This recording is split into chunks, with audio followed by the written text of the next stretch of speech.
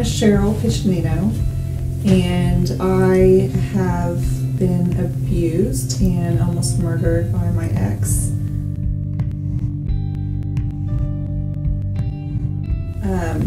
He was a drug addict, and he was what I would explain as crazy. And one evening he woke me up out of bed with a roll of duct tape in his hands, and it was like 3 in the morning, and told me that I wasn't going to make it out of the house, that I wasn't going to live to see the light of day the next day. I tried to get up, ran away, picked up a guitar to try and hit him so I could get out the front door, kind of cause a distraction, and it didn't work. And he made me go back to the bedroom. I knelt down and I prayed to God that he would just take care of my kids.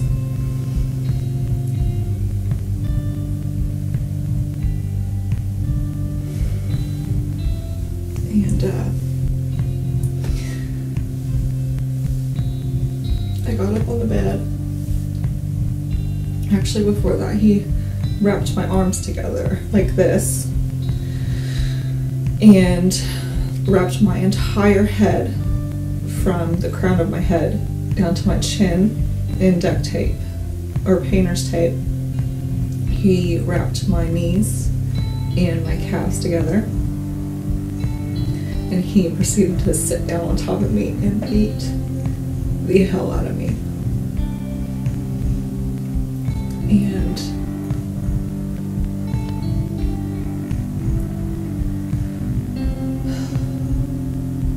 his reasoning was that I had cheated on him, when in all actuality I was working 104 hours a week just to support him and my children, and so that we could have a home.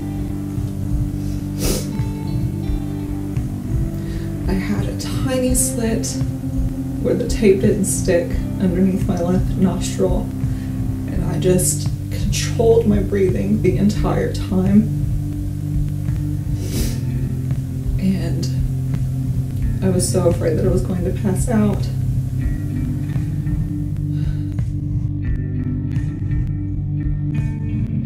So I was breathing through the slit under my left nostril, and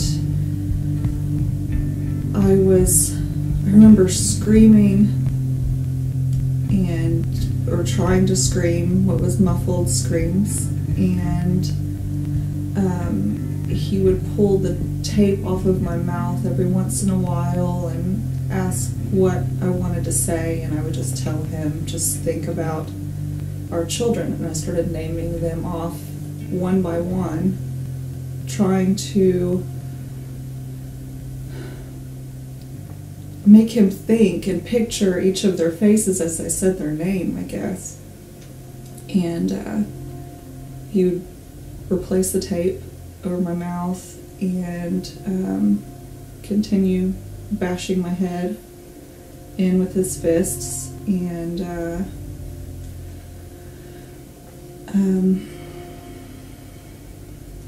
eventually he stopped and he started bawling, and I'm trying to remember exactly how it went. I just remember him bawling and taking the tape, ripping the tape off of my face and my hair, and he left me on the bed, still with my arms and legs wrapped up, and sat in a ball next to our bedroom door. And I had a box knife on my nightstand for work, and I ended up grabbing it with my hands because I had them balled up, and I reached my fingers out and was able to cut the tape in between my knees and my calves, and I don't even remember how I got it off of my arms, but while he was distracted, crying to himself, balled up on the floor, I picked up the pieces to my phone because he had thrown it against the wall in a fit of rage before all of this occurred, or during, and I locked myself in my car, put the pieces of my phone back together, dialed 911, had my car running. I remember the window was fogged up, and so I couldn't leave because I wouldn't have been able to see out the windshield. And while I was talking to the operator, the 911 operator, he came outside, and I had my window rolled up, but it was still cracked.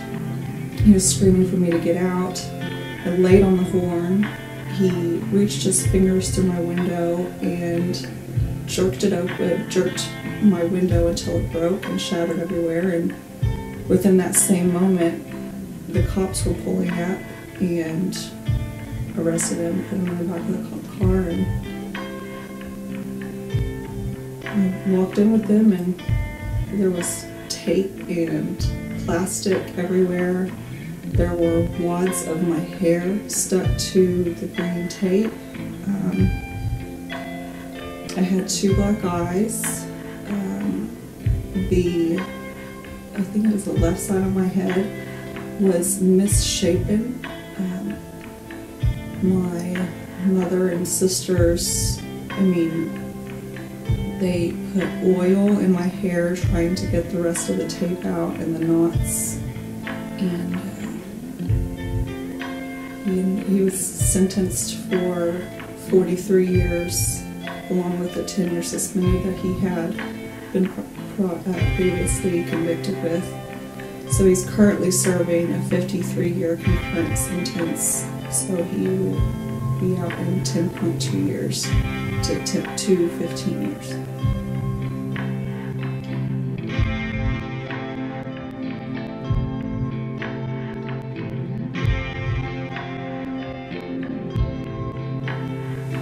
I saw Tara McKinney's Fearless competition, and I have come such a long way that I thought I was perfect for it. I thought that her competition was a perfect fit for my life and that it would help me heal more fully.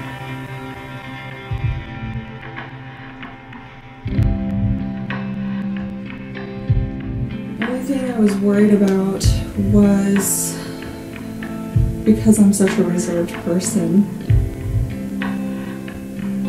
was my picture or my story being out in the open and being criticized for what I had been through. And other than that, no.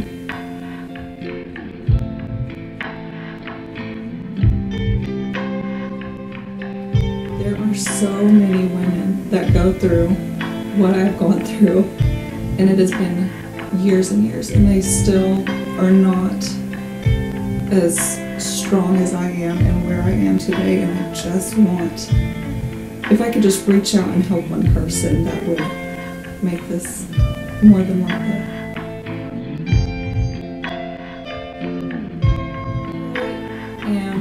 I didn't used to be creative, and through my healing I found meditation and poetry to be a great release for me, and I admired Tara's work, and I knew that she would capture what has happened to me and where I am now and make it a beautiful experience.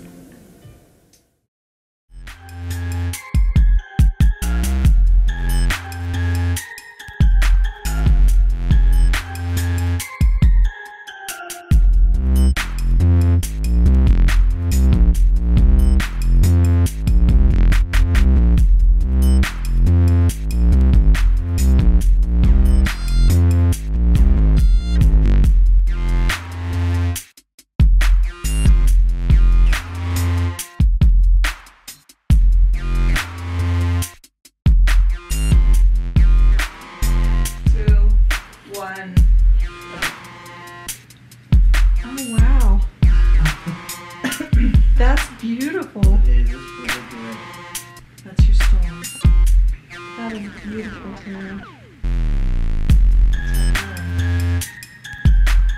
Okay. You ready? Yeah.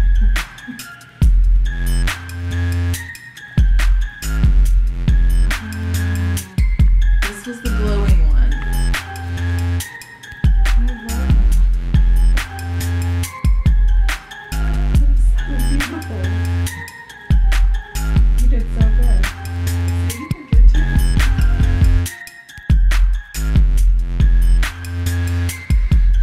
Okay, ready? Okay. I'm not as Turn it in.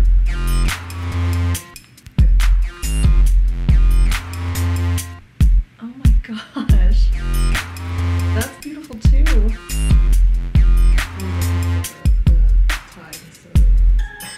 Yeah. That doesn't even look like me. It's so pretty. Isn't that crazy? Yeah. Thank you. You're welcome. Do you love them? I love them. They're awesome. I love the background. I love the dots in that. I thought this one really told the story